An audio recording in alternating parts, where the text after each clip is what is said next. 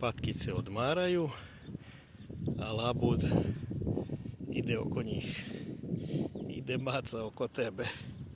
Jeste labud lepotan.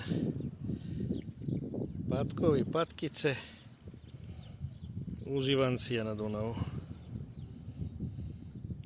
Evo ovaj pokušava da ga sustigne. Idu u paru uvek i zato i juri za njim. Sad će se oni sresti. Jeste.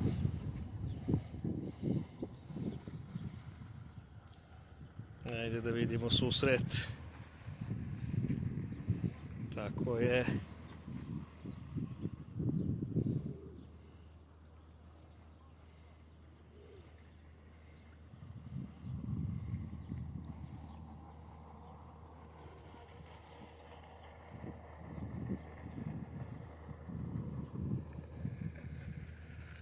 Dakle, sunčanje na jednom starom stablu oborenom.